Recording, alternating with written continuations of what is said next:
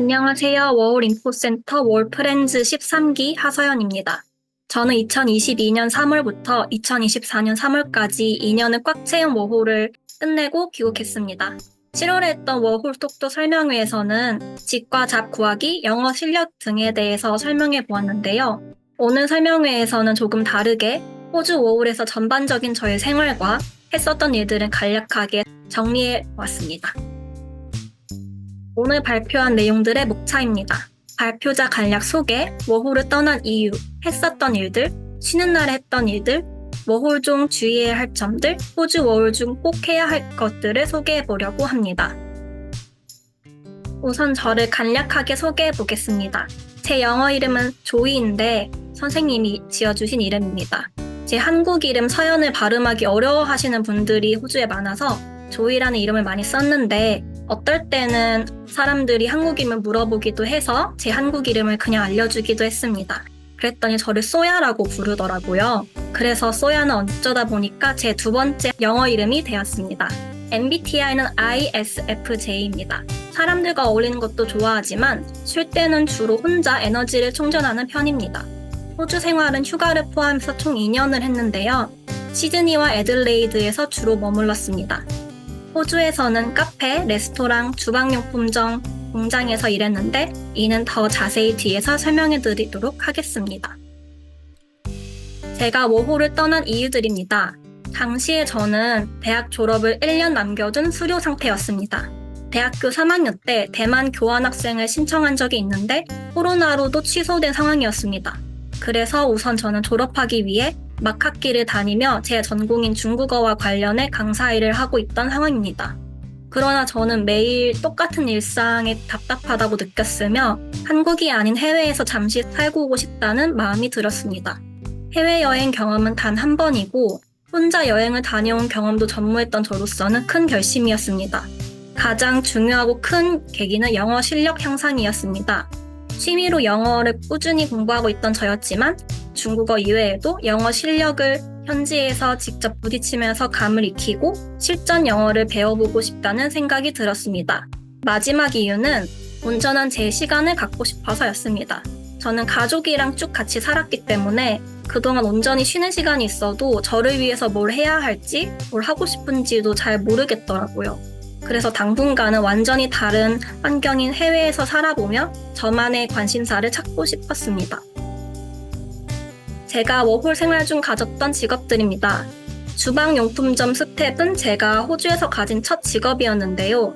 손님 응대, 계산, 바코드 붙이기, 물건 진열 등 업무를 했습니다.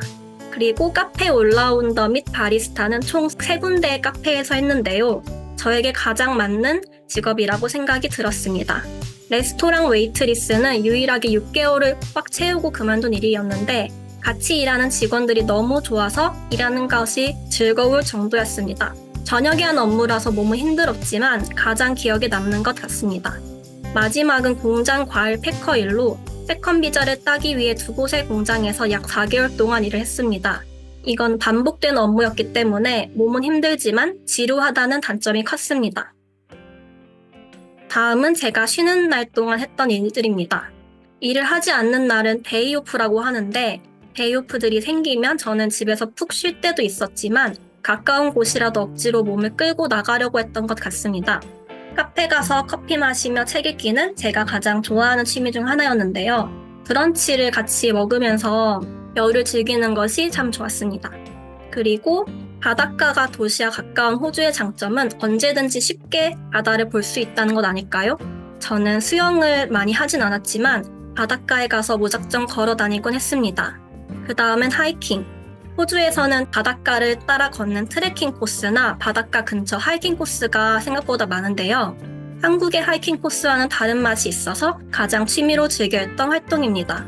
사진은 시드니에 있는 팜비치입니다. 미술관과 박물관도 자주 갔는데요. 제가 사는 곳들이 시내 하나 떨어져 있어서 자주 가지는 못했지만 일터가 시내여서 일 끝나고 미술관이나 박물관에 가서 힐링하는 시간을 종종 가지곤 했습니다. 또 시드니에서는 매주 토요일 불꽃놀이 외에 축제나 볼거리도 자주 있었습니다.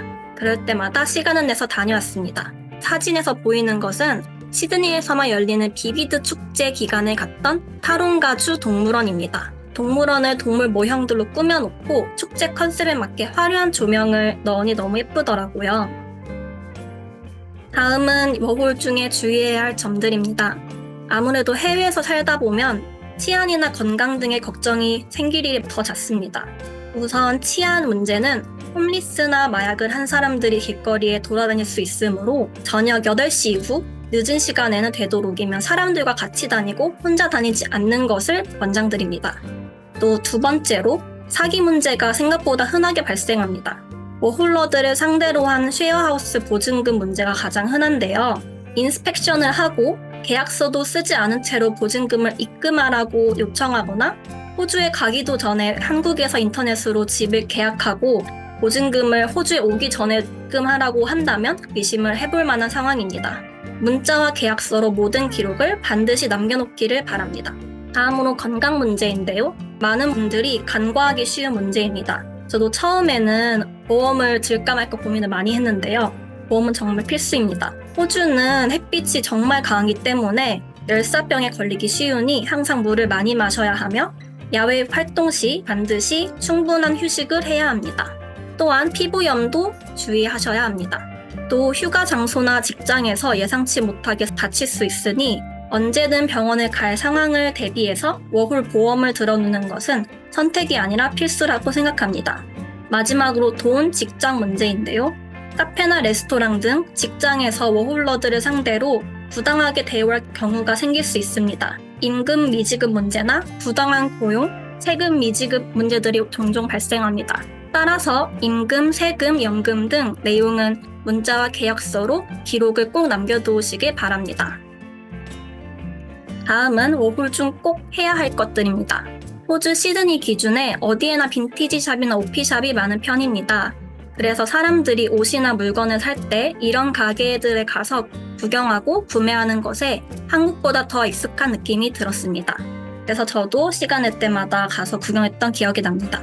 호주는 공산품이 비싼 나라입니다. 따라서 필요한 물건이 있다면 이런 중고품 중에서도 구경거리가 많으니 한 번쯤 꼭 가셔서 구경하시는 것을 추천드립니다. 다음은 아름다운 자연환경 즐기기입니다. 호주는 자연환경이 너무 아름다운 나라이기 때문에 이런 풍경들을 보는 것은 필수라고 생각합니다. 가시고 싶은 장소들을 꼭 저장해 놓으셨다가 데이 오프 날들에 방문하시는 건 어떨까요? 마지막으로 활동적인 액티비티 즐기기입니다. 호주가 정말 더운 나라이긴 하지만 사람들이 운동을 정말 많이 하더라고요. 대표적으로 수영, 하이킹, 헬스장, 자전거 타기, 암벽 등반 등이 있습니다. 그리고 아까 소개를 못했지만 라이브 공연바 방문하기를 정말 추천드립니다. 호주에 생각보다 라이브 공연을 하는 바들이 굉장히 많아요. 그래서 저도 몇 번 방문했었는데 갔을 때마다 정말 기억에 남는 순간들이어서 동영상도 많이 찍고 즐거운 시간을 보냈었던 기억이 납니다. 데이오프 날에는 이런 활동들을 꼭 한 번씩 즐기시는 것을 추천드립니다. 오늘 워홀 톡톡 설명회 발표는 여기까지입니다. 발표 내용이 여러분에게 조금이나마 도움이 되었으면 좋겠습니다. 지금까지 발표를 들어주셔서 감사합니다.